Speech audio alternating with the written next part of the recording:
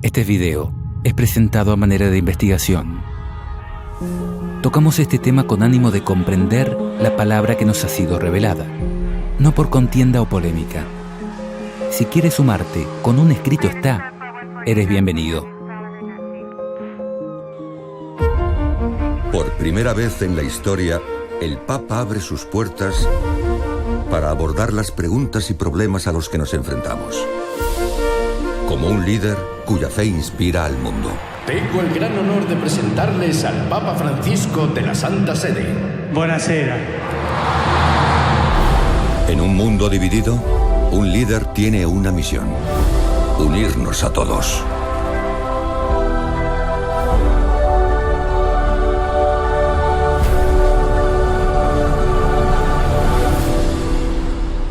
Abbiamo tanto da fare e dobbiamo farlo insieme.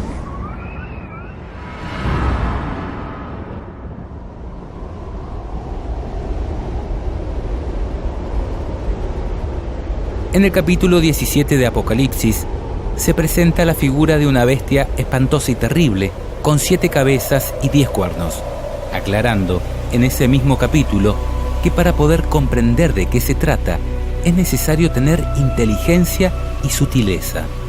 Y dice: las 7 cabezas son las 7 colinas sobre las cuales está sentada la mujer, y también simbolizan a 7 reyes. 5 han caído, 1 vive y el otro todavía no ha llegado, pero cuando llegue, durará poco tiempo. Concordamos con la mayoría de los estudiosos bíblicos que afirman que esta bestia espantosa y terrible simboliza el accionar de Roma, tanto política como religiosa, en la historia de la humanidad. Ahora, ¿cuál es el significado de las 7 cabezas y los 10 cuernos? Es el tema que nos ocupa. Lo primero que debemos tener en cuenta es que en Apocalipsis 12 y 13 también se presenta el accionar de esta bestia, pero con algunas diferencias. Aunque la bestia es similar, las diferencias podrían estar indicando que se trata de diferentes periodos y realidades en la historia de su gobierno. En Apocalipsis 12 se presenta a esta bestia como un dragón de 7 cabezas y 10 cuernos, tratando de devorar a la simiente de la mujer, es decir, a Cristo, tan pronto como naciese, y persiguiendo luego a la mujer pura, es decir, a la verdadera iglesia, por 1260 días proféticos. Sabemos que fue la Roma imperial la que se encontraba gobernando en los días de Cristo. Sin embargo, a través del periodo de persecución, podemos conocer que la profecía se centra en Roma papal, que persiguió a los verdaderos cristianos por 1260 años. Se especifica que las 7 cabezas tenían 7 diademas o coronas, lo cual coincide con lo que vimos en relación a que las 7 cabezas simbolizan 7 reyes que gobiernan de manera consecutiva. Los 10 cuernos también simbolizan a 10 reyes, pero, a diferencia de las 7 cabezas, son reyes de menor poder que gobiernan de manera simultánea juntamente con la bestia. Es necesario hacer notar que las diademas o coronas son 7 y están sobre las cabezas de la bestia y no sobre los cuernos, simbolizando en este caso que el poder real se encuentra en las cabezas de la bestia y no en los cuernos. En Apocalipsis 13 se presenta a esta misma bestia, pero en el periodo en que una de sus cabezas recibe una herida de muerte, aunque se aclara que la herida mortal será sanada y se maravillará toda la tierra en pos de la bestia. Al mismo tiempo se presenta otra bestia que sube de la tierra, semejante a un cordero, pero que habla como dragón, que sabemos representa el accionar de los Estados Unidos como potencia mundial que, finalmente, hará que todos adoren a la primera bestia, es decir, a Roma. Lo interesante es que en este caso, la bestia espantosa y terrible es semejante a un leopardo, sus pies como de oso y su boca como de león, y que el dragón es el que le da su poder y su trono y su grande autoridad. Es decir, es un poder que reúne muchas de las cualidades de los imperios antecesores descritos en el capítulo 7 de Daniel. Además, en esta oportunidad, las diademas o coronas son 10 y no 7, y ya no están sobre las cabezas de la bestia, sino sobre los cuernos, por lo que podemos entender que el poder real no se encuentra en la bestia, sino en los reinos europeos que surgieron de ella.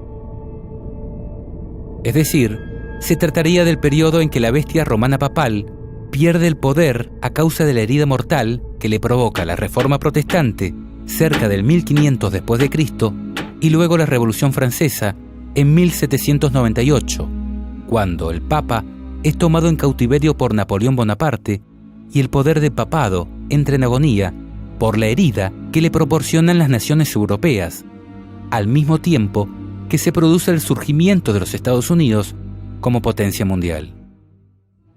En Apocalipsis 17 se presenta esta misma bestia, pero, en este caso, sin diademas o coronas, ni en sus cabezas ni en sus cuernos. Es decir, es una bestia que ha perdido el poder real por haber sido herida de muerte. Se dice de ella, era y no es, en un periodo donde el poder mundial tampoco se encuentra en los reinos europeos. Ahora, hay un dato adicional aquí. En este caso, la bestia viene montada y comandada por una mujer prostituta llamada Babilonia la Grande, la madre de las rameras y de las abominaciones de la tierra. Y si bien la visión inicia en el desierto, lugar donde la bestia herida de muerte se ha refugiado, la profecía cubre el momento en que dicha herida es sanada y la bestia resurge del abismo. Dice, la bestia que has visto era y no es, y está para subir del abismo e ir a perdición.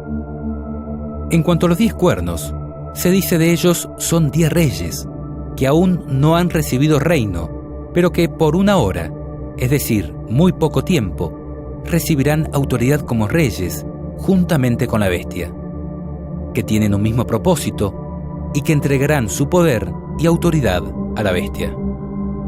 En resumen, a lo largo de Apocalipsis 12, 13 y 17, se estaría presentando a la misma bestia espantosa y terrible, pero en diferentes etapas de gobierno. En Apocalipsis 12 se la presenta desde el momento en que Cristo está por nacer, enfocándose luego en un largo periodo de 1260 días de completo dominio y persecución papal hacia los verdaderos cristianos.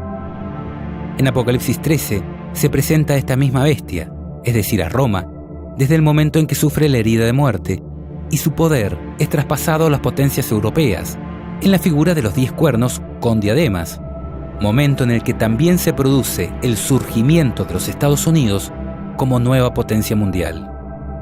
La profecía concluye anticipando que su herida sanará y que resurgirá de la mano de los Estados Unidos para imponer la marca de la bestia a todos los habitantes del mundo. En tanto, Apocalipsis 17 trata específicamente sobre el momento en que la herida de muerte es sanada y la bestia resurge del abismo.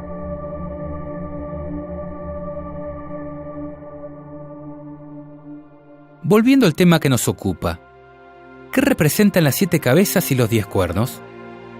A su vez, ¿a quién representa la mujer prostituta llamada Babilonia? Bueno, aquí empieza lo que queremos poner en estudio, y que incluye 2 posibles cumplimientos, uno histórico y otro que podríamos llamar escatológico. Ambos no se contradicen, sino que confluirían en paralelo hacia un cumplimiento magistral de la profecía. Cumplimiento histórico. En cuanto al cumplimiento histórico, en el apéndice del libro El deseado de todas las gentes, encontramos esta definición. Ha sido objeto del estudio y esfuerzo de Satanás unir la Iglesia y el Estado desde el principio. Separados, son útiles y valiosos para la vida del mundo. Unidos, vienen a ser un veneno mortífero, tanto para el cuerpo político como para el cuerpo eclesiástico. De una unión tal, brotan las grandes bestias apocalípticas que desgarran cruelmente y aplastan despiadadamente la vida de todos los que se le oponen. Véase Daniel 7 y Apocalipsis 12, 13 y 17. La bestia de Apocalipsis 13, 1 al 10, nótese que solo se refiere a la bestia de Apocalipsis 13, es un símbolo de este poder a través de los siglos, que ha existido bajo diversas formas, simbolizadas por las 7 cabezas.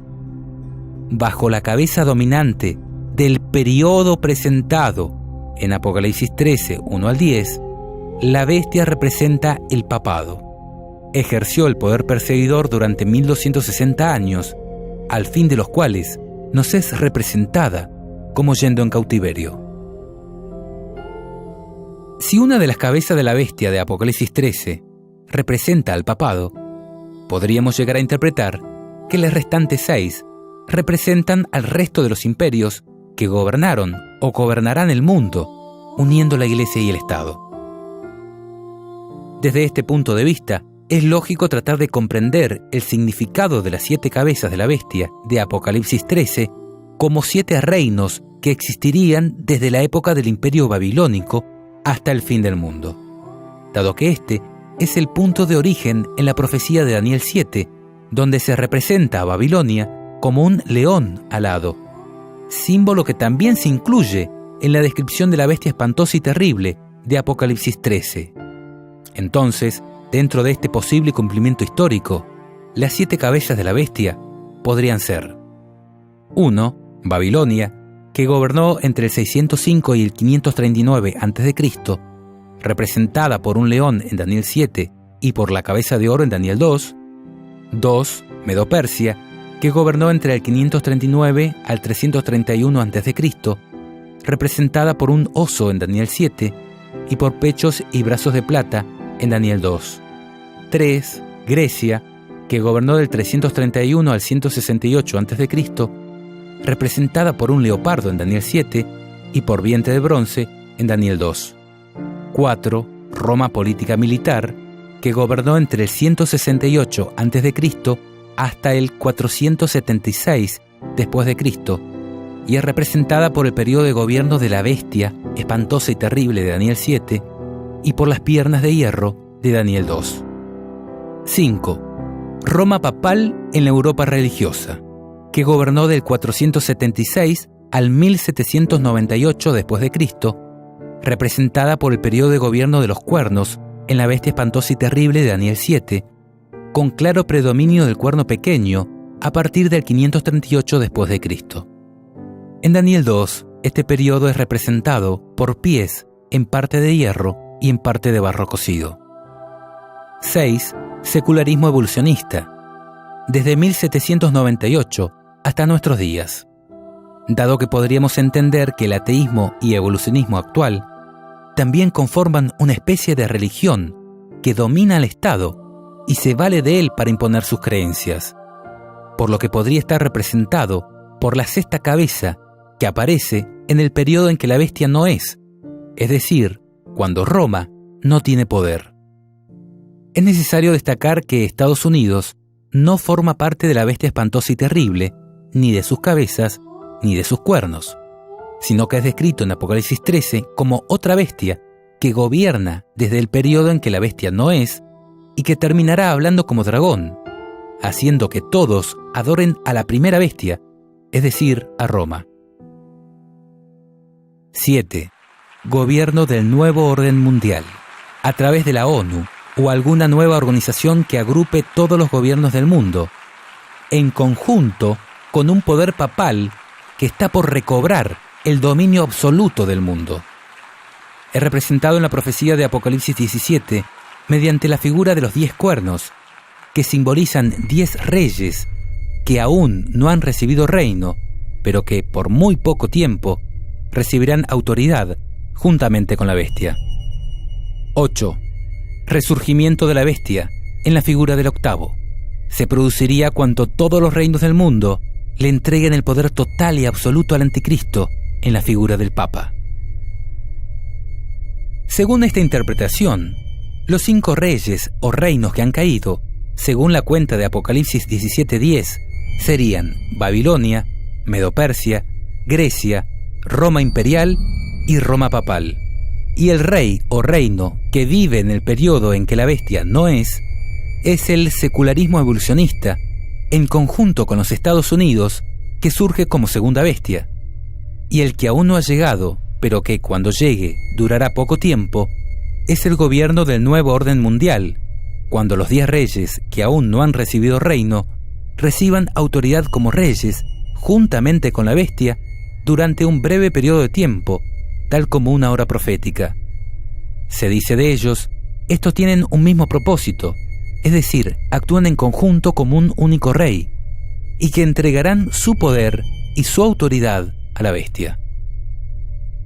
Es de destacar que el gobierno mundial de los 10 reyes, que aún no han recibido reino, se conformaría en forma conjunta con la bestia, hasta que, luego de un corto periodo de tiempo, estos reyes le entreguen la completa autoridad a la bestia en la figura del octavo, que haría alusión a la toma de poder de la Roma papal cuando termine de curar de su herida mortal.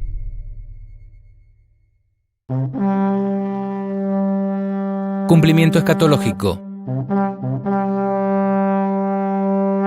Antes de analizar el posible cumplimiento escatológico o final, insistimos con un concepto que es fundamental de tener en cuenta, y es el tiempo presente e inicio de la profecía.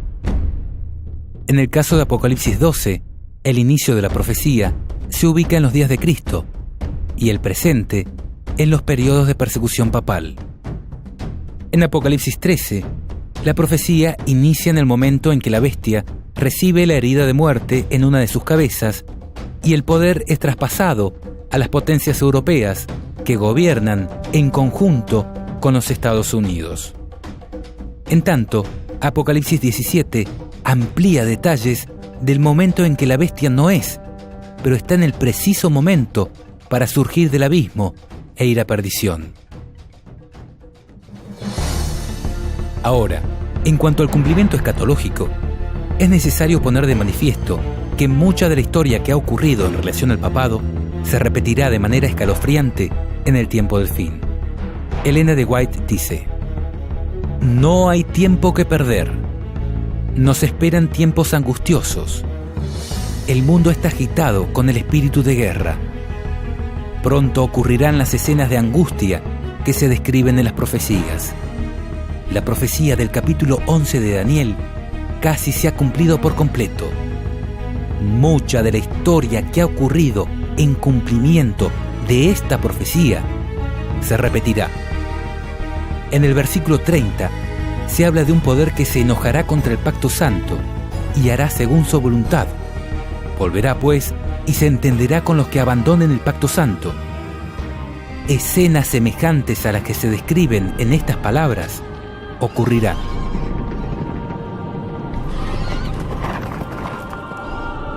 Muchas de las profecías de la Biblia tienen dobles cumplimientos, uno histórico y otro mucho más asombroso y cabal al final de los días. Mateo 24 es ejemplo de ello, cuando Jesús agrupa en una única profecía tanto las señales que anunciarían la destrucción de Jerusalén como aquellas que nos darían cuenta de su pronto regreso. Las 7 iglesias del Apocalipsis son otro claro ejemplo, donde lo que ocurre en el primer cumplimiento histórico nos enseña acerca de lo que ocurrirá luego y hasta el fin de los días, presentando las diferentes realidades que le tocaría vivir a la iglesia y el mensaje que Dios tiene para ella en cada caso. Por esto, no hay que desesperar si algunos aspectos de la profecía no se terminan de entender en el cumplimiento histórico, porque podrían estar haciendo referencia a detalles de un majestuoso cumplimiento que tendrá lugar al final de los días. Pasemos entonces a analizar la interpretación escatológica de Apocalipsis 17:10, lo cual es el punto más álgido de nuestro estudio, y para lo cual pedimos suma prudencia de vuestra parte. La realidad es que si bien en un análisis histórico podríamos asociar las cabezas de la bestia con los grandes poderes políticos religiosos que habrán desde Babilonia hasta el fin del tiempo, siendo el papado una de estas cabezas, en un sentido estricto del análisis profético, la bestia espantosa y terrible simboliza, tanto en Daniel 7 como en Apocalipsis 12, 13 y 17, el accionar de Roma en la historia de la humanidad. Por lo tanto, y en el cumplimiento más exacto de la profecía, las cabezas de dicha bestia deben formar parte de un gobierno romano. En este sentido, podemos observar que todas las características que nos da la Biblia en relación a la bestia espantosa y terrible hacen alusión a Roma, enfocándose principalmente en la Roma papal.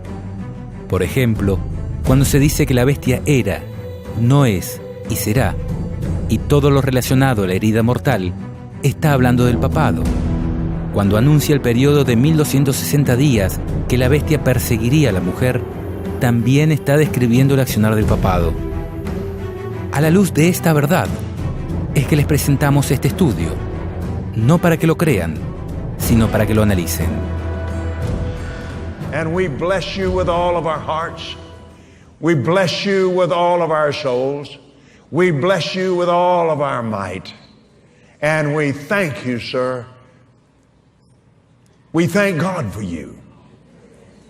And so, all of us declare together, be blessed. Once again, all together, be blessed. Amen. Amen.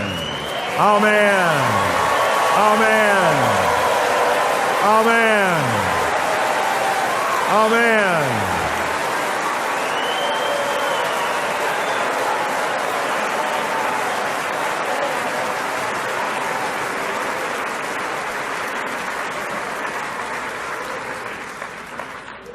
Hallelujah. I think you're going to have to come to the Vatican. I will.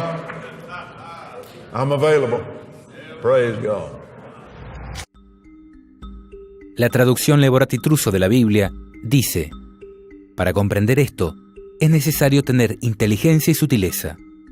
Las 7 cabezas son las 7 colinas sobre las cuales está sentada la mujer. Y también simbolizan a 7 reyes. 5 han caído, 1 vive y el otro todavía no ha llegado, pero cuando llegue, durará poco tiempo. La propia Biblia nos está dando 2 significados para un mismo símbolo. Las 7 cabezas, el símbolo, simbolizan 7 colinas y 7 reyes.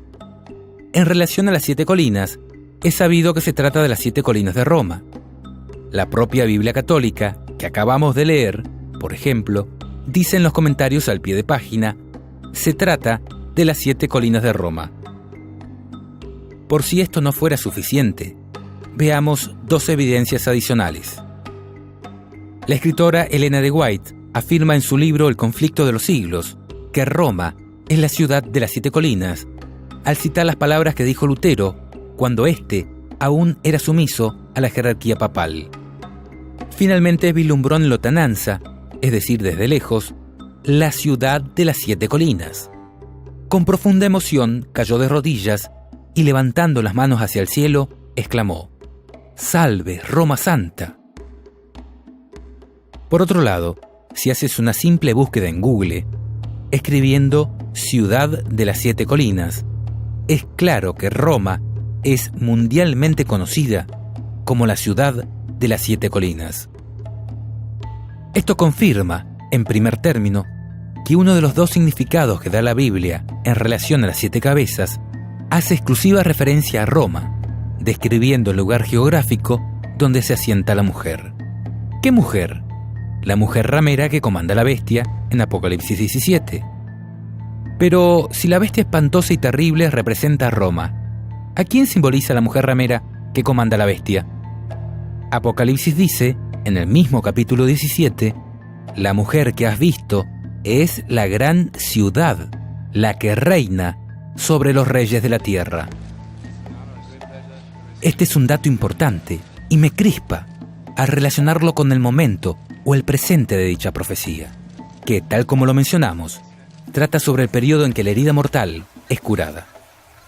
Porque si tomamos el año 1798 como el momento en que el papado sufre la herida de muerte, cuando Napoleón Bonaparte toma en cautiverio al Papa Pío VII y precipita la pérdida de los estados pontificios y el poder temporal de la Iglesia romana, debemos tomar el año 1929 como el momento en que empieza a curar la herida de muerte, cuando Benito Mussolini, a través de los pactos de Letrán, le devuelve parte de los territorios confiscados y reconoce la Santa Sede o Ciudad del Vaticano como Estado independiente. Entonces, si la mujer que comanda la bestia de Apocalipsis 17 es la gran ciudad, la que reina sobre los reyes de la tierra, la profecía podría estar indicando que a través del reconocimiento de la Ciudad del Vaticano como Estado independiente, la bestia recobraría el poder que ejerció en la Edad Oscura. Porque si tomamos en cuenta que desde que se les reconoce la soberanía y autonomía a la Ciudad del Vaticano, ciudad que actualmente reina sobre los reyes de la tierra, los papas, que hasta el momento eran obispos de Roma, ahora, y solo ahora, una vez reconocida la Ciudad del Vaticano como Estado independiente, los papas se transforman en reyes del Vaticano, sin que nadie pueda juzgarlos, independientemente de lo que hagan. Los tribunales de los demás estados deben reconocer la soberanía del Estado del Vaticano y no entrometerse. Y dentro de este, el mismo Papa es el juez supremo, considerado infalible y de imposible juzgamiento humano, por ser, según ellos, el representante de Dios en la tierra. ¿Vas notando cómo todos los cabos parecen unirse? Porque, aunque el nombre de esta mujer puede aplicarse también a aquellas confesiones religiosas que salieron de Roma, pero que han seguido sus mismos métodos y enseñanzas, Babilonia hace referencia de manera directa a Roma papal.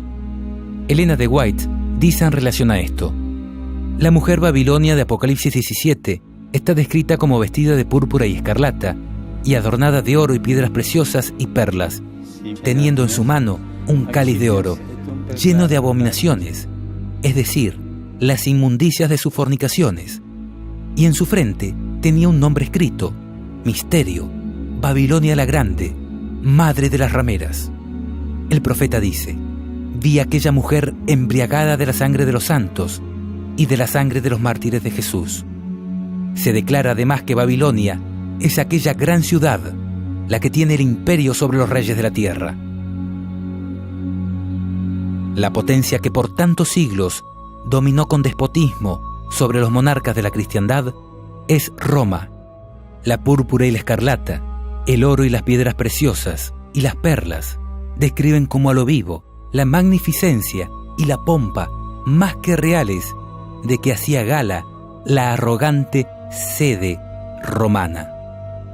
Y de ninguna otra potencia se podría decir con más propiedad que estaba embriagada de la sangre de los santos que de aquella iglesia que ha perseguido tan cruelmente a los discípulos de Cristo. Pasando en limpio, lo que estamos tratando de demostrar es que hay clara evidencia que demostraría que las 7 cabezas de la bestia pertenecen o están ligadas a Roma. Ahora, si de acuerdo a la Biblia, las 7 cabezas, además de simbolizar las 7 colinas de Roma, hacen referencia a 7 reyes, ¿quiénes son estos? Pues en esta interpretación escatológica representan 7 papas reyes que iban a existir desde el momento en que empieza la profecía, es decir, desde 1929, cuando, por los tratados de Letrán, se comienza a curar la herida mortal y el Papa es considerado por primera vez rey de aquel nuevo estado de 44 hectáreas, que la Biblia describe como la gran ciudad que reina sobre los reyes de la tierra.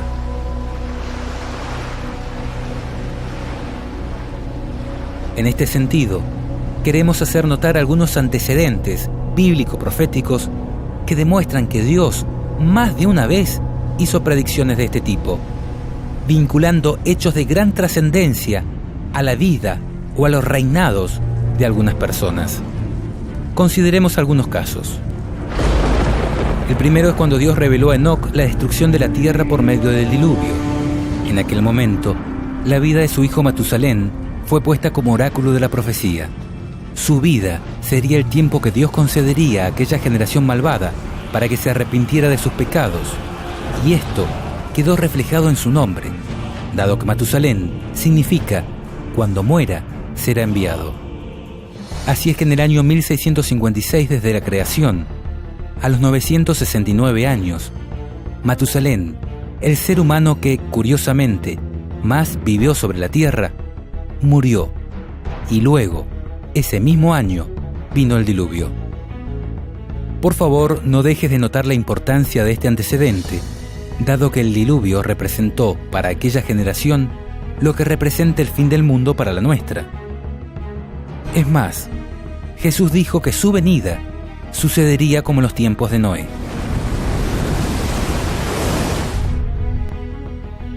Un segundo ejemplo lo encontramos en la profecía de Daniel 2, cuando Daniel revela a Nabucodonosor que él era representado por la cabeza de oro.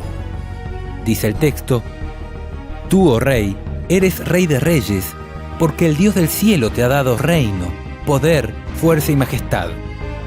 Y donde quiera habitan hijos de hombres, bestias del campo y aves del cielo, Él los ha entregado en tu mano y te ha dado el dominio sobre todo. Tú eres aquella cabeza de oro.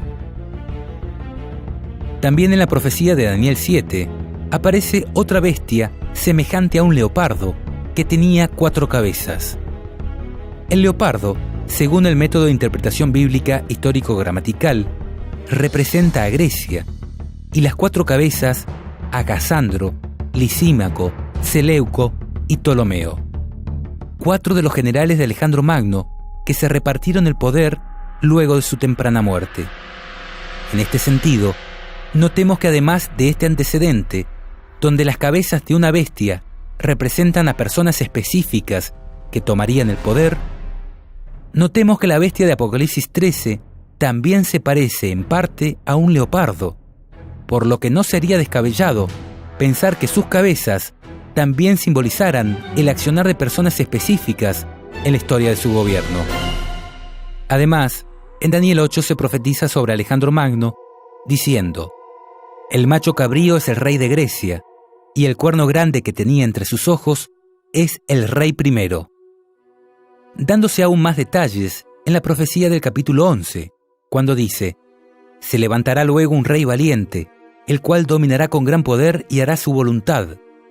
Pero cuando se haya levantado, su reino será quebrantado y repartido hacia los 4 vientos del cielo, no a sus descendientes, ni según el dominio con que él dominó, porque su reino será arrancado y será para otros fuera de ellos, haciendo referencia a sus 4 generales que tomarían el poder.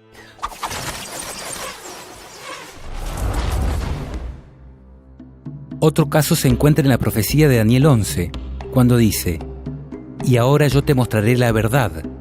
He aquí aún habrá 3 reyes en Persia, y el cuarto se hará de grandes riquezas más que todos ellos, y al hacerse fuerte con sus riquezas, levantará a todos contra el reino de Grecia. Esta profecía también se cumplió a la perfección.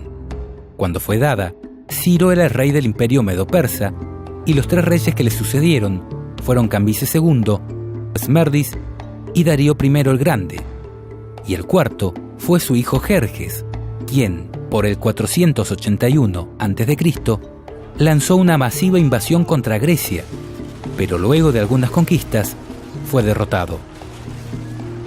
Constando estos precedentes, donde Dios relaciona tan grandes acontecimientos a la vida de estas personas, creo que no deberíamos desechar tan prontamente la interpretación de los 7 reyes como 7 papas reyes que se sucederían desde la época en que empezó a curar la herida mortal, es decir, cuando se le otorgó al obispo de Roma el título de rey y se le concedió un estado de 44 hectáreas, instrumento clave en la reconstrucción de poder, como centro de operaciones, con representación diplomática en todo el mundo y como escala obligatoria para los reyes y gobernantes de la tierra. Personalmente siempre he tomado con pinzas esta interpretación y de ninguna manera basaría mi fe en ella. Sin embargo, y ante lo ocurrido con la abrupta y extraña renuncia de Benedicto XVI, todo ha empezado a cobrar sentido, y aquellas cosas que no se podían comprender en otro tiempo, ahora parecerían clarificarse de manera majestuosa, como lo veremos a continuación. Pero antes de analizar los papas que han habido y de qué manera estos cumplirían la profecía, es necesario tener presente que una cosa es el momento que marca el inicio de la profecía y otra es el momento que representa el presente de la profecía.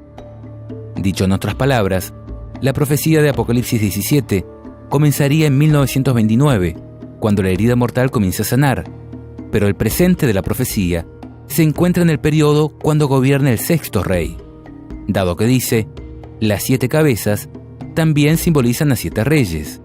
5 han caído, 1 vive y el otro todavía no ha llegado, pero cuando llegue, durará poco tiempo. Por esto, si tenemos en cuenta los papas que han habido desde que en 1929 se constituyó el Estado del Vaticano, la gran ciudad que reina sobre los reyes de la tierra, los reyes o reinos simbolizados por las 7 cabezas serían Pío XI, que reinó desde 1922 hasta 1939. Fue el papa que firmó los pactos de Letrán y que obtuvo el Vaticano como Estado independiente. Pío XII, que reinó desde 1939 hasta 1958. Juan XXIII, desde 1959 hasta 1963. Pablo VI, que reinó desde 1963 hasta 1978. Y Juan Pablo I, que reinó algunos días de 1978. Estos primeros 5 reyes constituirían lo que se conoce como los 5 reyes que han caído. El sexto sería Juan Pablo II, que reinó desde 1978 hasta 2005, y sería el que es decir, el que señalaría el presente de la profecía.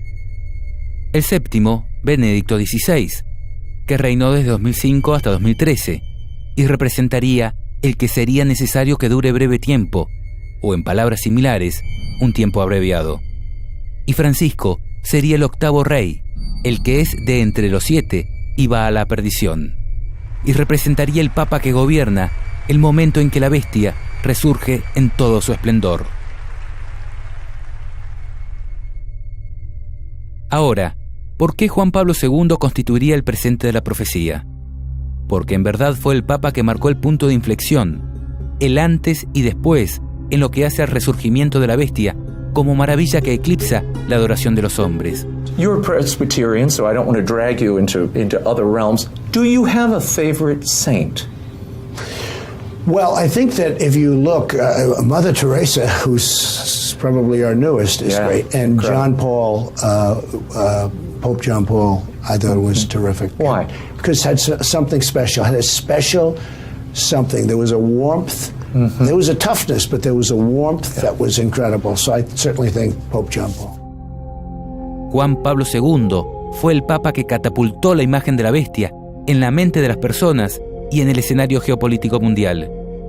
Mira cómo lo presenta Malachi Martin en su libro Las llaves de esta sangre. De buena gana o no, preparados o no, todos estamos involucrados en una triple competencia global, intensa, sin reglas que la limiten. Sin embargo, la mayoría de nosotros no somos competidores, somos las apuestas. Porque lo que está en competencia es quién establecerá el primer sistema mundial de gobierno que haya existido jamás en la sociedad de las naciones. Se trata de quién poseerá y ejercerá el doble poder de la autoridad y el control sobre cada uno de nosotros como individuos y sobre todos nosotros juntos como una comunidad, sobre la totalidad de los 6.000 millones de personas que los demógrafos estiman que habitarán la Tierra a comienzos del tercer milenio. La competencia es intensa, porque, ahora que se ha iniciado, no hay forma de revertirla ni detenerla. De hecho, no es demasiado decir que el propósito deliberado del pontificado de Juan Pablo, la máquina que impulsa su gran política papal y que determina sus estrategias día a día, año a año, es salir victorioso de esa competencia que ahora ya se ha iniciado. Porque es un hecho que las apuestas que ha colocado Juan Pablo en la arena del enfrentamiento geopolítico lo incluyen todo. A él mismo, su persona papal, el antiguo oficio apostólico que ahora encarna y toda su Iglesia universal, tanto como una organización institucional sin paralelo en el mundo, cuanto como un cuerpo de creyentes unidos por un lazo de comunión mística. En este nuevo libro, oportuno y sugestivo, Malachi Martin, eminente teólogo, experto en Iglesia Católica, ex jesuita y profesor del Instituto Bíblico Pontificio del Vaticano, autor del bestseller Los Jesuitas, revela la historia desconocida que hay detrás del papel del Vaticano en el colapso de la cortina de hierro, así como la trascendental evaluación que hace el Papa Juan Pablo II de la triple competencia que se está desarrollando ahora en las potencias globales: la Unión Soviética, bajo Mikhail Gorbachev, las naciones capitalistas del Occidente y la propia Iglesia Romana Universal del Papa. Una carrera sin tregua, contra el tiempo y entre sí, para establecer, mantener y controlar el primer gobierno mundial que haya existido jamás sobre la faz de la Tierra. Desde el primer momento de su pontificado, fue el propósito de Juan Pablo II liberar al papado de la camisa de fuerza de la inactividad que le habían impuesto las principales potencias seculares durante 200 años. En suma, el propósito de Juan Pablo fue abrir las compuertas del cambio geopolítico. Martin detalla la evaluación que hace el Papa de las fortalezas y debilidades de los planes geopolíticos del Este y del Occidente, y la grave deficiencia que Juan Pablo insiste que ya ha condenado al fracaso los planes de las superpotencias. Y Martin revela el propio proyecto del Papa Juan Pablo de una estructura genuinamente geopolítica, un gobierno mundial que sea al mismo tiempo viable y humanamente aceptable. Para algunos, el aspecto más intimidante de la política de Juan Pablo, y quizá el más esperanzador para otros, es que a pesar de todos sus éxitos como líder en los asuntos mundiales, ha preferido presidir serenamente el rápido deterioro de su propia base de poder, la Iglesia Católica Romana, que se está desmoronando ante sus ojos. A pesar de las advertencias de sus consejeros más íntimos, no está dispuesto ni siquiera a tratar de detenerlo. Sin embargo, ahora más que nunca, sigue estando convencido de haber comenzado un movimiento que no se puede contener, porque él insiste que la fuerza de sus propios planes está garantizada por las llaves de su autoridad como vicario terreno de Dios. Además de la significatividad histórica del pontificado de Juan Pablo II en el resurgimiento de la Iglesia romana en la geopolítica mundial, este Papa también recibió una herida de muerte, algo que causó conmoción mundial y que al curar de ella lo catapultó victorioso al escenario geopolítico mundial. Estamos viendo algunas escenas de cuando el 13 de mayo de 1981, Juan Pablo II, el sexto Papa Rey del Estado del Vaticano, sufrió una herida de muerte al recibir un disparo del turco Mehmet Ali.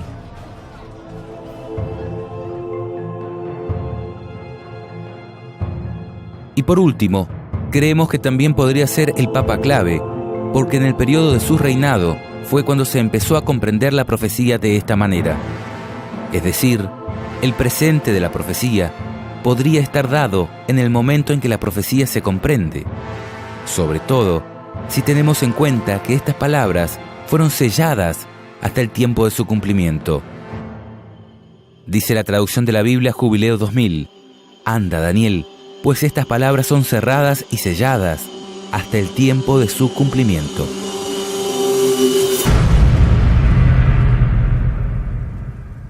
Ahora, ¿qué decir en cuanto al séptimo rey? Aquel que sería necesario dure breve tiempo. Lo que sucedió con Benedicto XVI y su precipitada renuncia, ¿no cumple la profecía a la perfección? ¿No fue acaso necesario que se le acorte su mandato y que se coloque otra persona como cabeza visible de la Iglesia romana por diversas causas? Cambio de la imagen papal por un rostro más amigable y popular, intento de tapar los escándalos morales de toda índole desde las máximas esferas de poder de esta Iglesia. No sé, desconocemos cuáles han sido todas las causas por las cuales fue necesario acortar el mandato de Benedicto XVI. Pero lo cierto es que en esta parte, la profecía también se cumpliría a la perfección. ¿Y qué decir en cuanto al octavo, el que es de entre los 7 y va a la perdición? Aquí la Biblia anticipó que el octavo rey o reino surgiría de entre los 7, pues el reinado de Francisco ha surgido dentro del reinado de Benedicto XVI. De hecho, los propios analistas papales ven 2 papas y no 1 gobernando la Iglesia romana. Consideremos, por ejemplo, esta publicación de la Agencia Católica de Noticias Así Prensa. Consideraciones eclesiológicas acerca de la simultaneidad de un papa reinante con un papa emérito. Monseñor George Gainswine, prefecto de la Casa Pontificia, el 20 de mayo tuvo una intervención en la presentación de un libro acerca del pontificado de Benedicto XVI. En esa intervención, dijo unas pocas frases que dieron la vuelta al mundo eclesiástico, afirmando que el Papa Benedicto no ha abandonado el ministerio de Pedro, y hablando de un papado en el que hay un miembro activo y un miembro contemplativo. No oculto que, en un primer momento, tuve una impresión de desagrado hacia sus palabras. ¿Cómo era posible que el prefecto de la Casa Pontificia difuminara la nitidez de una renuncia pontificia, una cuestión canónica de gravísima trascendencia para la vida de la Iglesia? Pero en los días siguientes seguí reflexionando sobre el tema y me di cuenta que Monseñor Gainswine había abierto un apasionante tema eclesiológico totalmente nuevo, nunca tratado antes con la hondura que merecía. Después de darle muchas vueltas a este asunto, me encontré que del desagrado pasé a suscribir enteramente las palabras del prefecto de la Casa Pontificia. Personalmente, cuando me enteré de la renuncia de Benedicto XVI, empecé a considerar este posible cumplimiento escatológico con mayor atención. Había escuchado personas que hablaban del tema desde la época que reinaba el Papa Juan Pablo II, pero ahora, en mi interior, dije, si esto es como parece, si mi paisano Jorge Bergoglio, actual Papa Francisco, es quien se describe como el octavo rey, entonces veré con mis propios ojos el resurgir de la bestia. Y pensé, si bajo el pontificado de Francisco se empieza a producir la toma de poder de la Iglesia romana, si puedo ver que los reyes del mundo le entregan su poder postrándose ante su autoridad, no me quedaré callado. Y saben, no he visto otra cosa que eso. Gracias.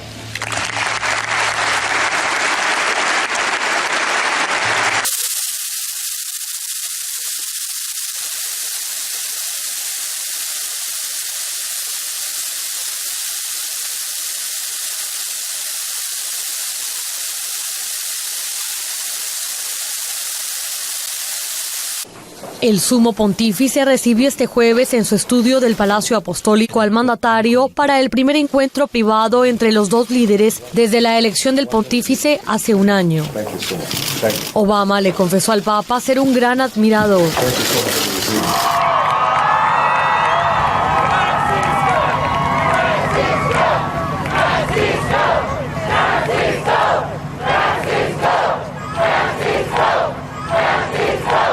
Vemos un ejemplo viviente de las enseñanzas de Jesús, un líder cuya autoridad moral se produjo no solo por las palabras, sino también por los hechos. Le agradecemos y le damos la bienvenida a los Estados Unidos de Norteamérica.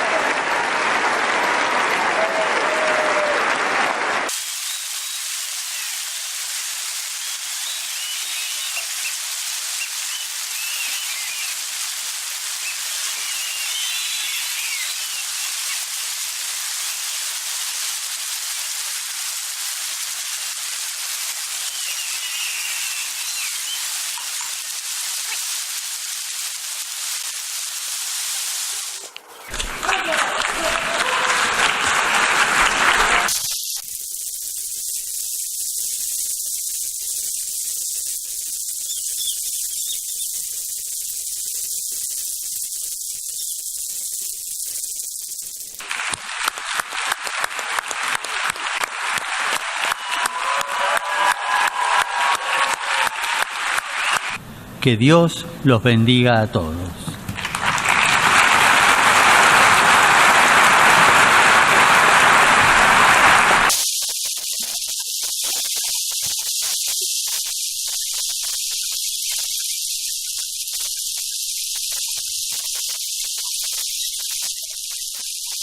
...24 de marzo de 2017... Papa Francisco recibe en audiencia a 27 jefes de Estado y de Gobierno de la Unión Europea. Se trata del 60 aniversario de la firma de los Tratados de Roma. Así es, padre, se trata de unos tratados muy importantes que dieron comienzo al origen de lo que hoy conocemos como la Unión Europea. Hoy estamos reunidas las tres instituciones de la Unión Europea junto a los jefes de Estado y de Gobierno como símbolo de la unidad para celebrar los 60 años de nuestro proyecto común. Mañana firmaremos un documento solemne para afirmar las razones del seguir juntos, único modo de poder enfrentar los grandes desafíos de hoy. Es desde aquí que podemos proyectarnos al mundo con prudencia y autoridad. Ha sido entonces Antonio Tajani, presidente del Parlamento Europeo, que saluda a Papa Francisco. Roma, con su vocación de universalidad, es el símbolo de esa experiencia y por eso fue elegida como el lugar de la firma de los tratados. Porque aquí se sentaron las bases políticas, jurídicas y sociales de nuestra civilización. Es oportuno tener presente que Europa es una familia de pueblos y como en toda la buena familia existen susceptibilidades diferentes, pero todos podrán crecer en la medida en la que estén unidos. Penso che l'Europa merite di essere costruita. Grazie.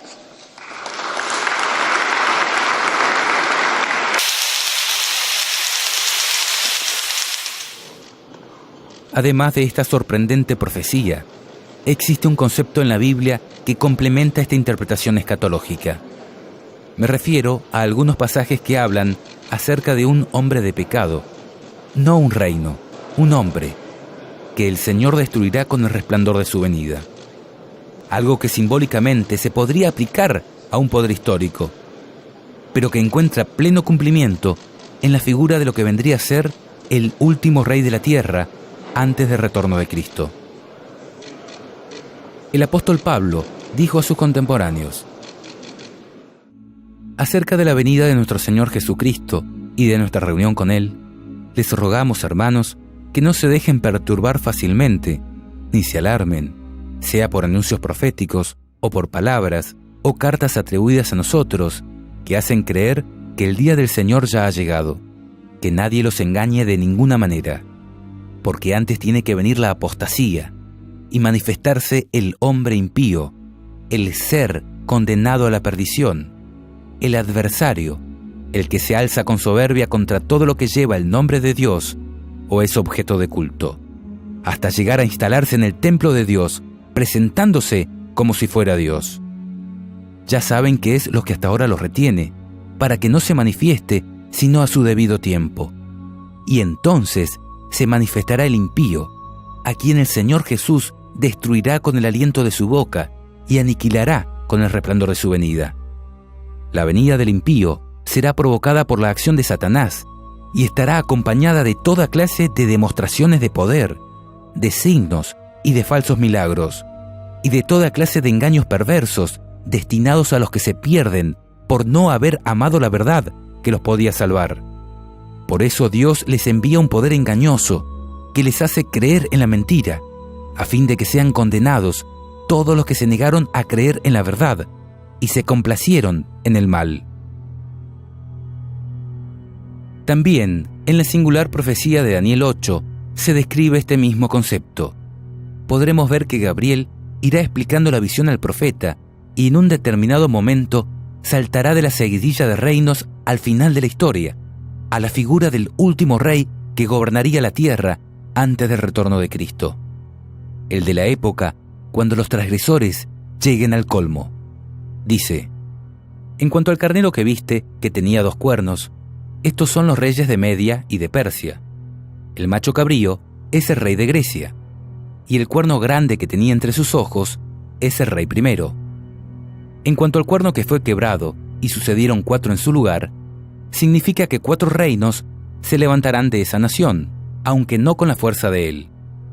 Y al fin del reinado de estos, cuando los transgresores lleguen al colmo, se levantará un rey, altivo de rostro y entendido en enigmas. Y su poder se fortalecerá, mas no con fuerza propia, y causará grandes ruinas, y prosperará, y hará arbitrariamente, y destruirá a los fuertes y al pueblo de los santos. Con su sagacidad hará prosperar el engaño en su mano, y su corazón se engrandecerá, y sin aviso destruirá a muchos, y se levantará contra el príncipe de los príncipes, pero será quebrantado, aunque no por mano humana. La visión de las tardes y mañanas que se te ha referido es verdadera, y tú guarda la visión, porque es para muchos días. Si bien podemos reconocer que todo esto podría aplicarse al papado en su conjunto, es notable la aplicación específica que podría estar dándose al final de los días con el reinado de Francisco. 5 veces se le repite a Daniel con diferentes palabras que eso era para el tiempo del fin, para el tiempo cuando los transgresores lleguen al colmo. Tengo el gran honor de presentarles al Papa Francisco de la Santa Sede. Buonasera. No voy a hablar de la suegra. En un mundo dividido, Saber escuchar.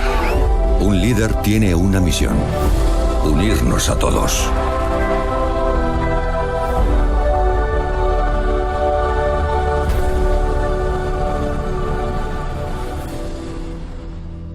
Cristo no reveló el día y la hora que vendría, pero sí dijo: así también, cuando vean todas estas cosas, sepan que el fin está cerca, a la puerta. Les aseguro que no pasará de esta generación sin que suceda todo esto. Pregunto, ¿esto abriría la puerta para que, aunque no podamos conocer el día y la hora del retorno de Cristo, sí podamos estar seguros de pertenecer a la generación que lo verá volver? ¿Podría la generación final distinguir con nombre y apellido al hombre impío, el ser condenado a la perdición, el adversario, el que se alza con soberbia contra todo lo que lleva el nombre de Dios o es objeto de culto, hasta llegar a instalarse en el templo de Dios, presentándose como si fuera Dios? A quien el Señor Jesús destruirá con el aliento de su boca y aniquilará con el resplandor de su venida. ¿Podríamos llegar a conocer que estamos en la última generación por tener la certeza de que no habrá más reyes en Babilonia?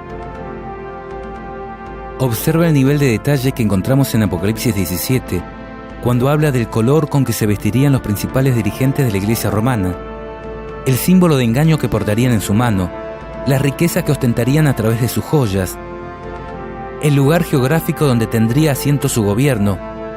Y respóndeme, ¿qué interpretación encaja más en este contexto específico? ¿La histórica o la escatológica? ¿La que haría referencia a imperios antiguos o a esta que te anuncia la generación en que se producirá el resurgimiento de la bestia a través de la toma de poder papal y la imposición de la marca de la bestia? ¿Cuál de estas dos interpretaciones te ayudaría a superar mejor la gran tribulación de los últimos días?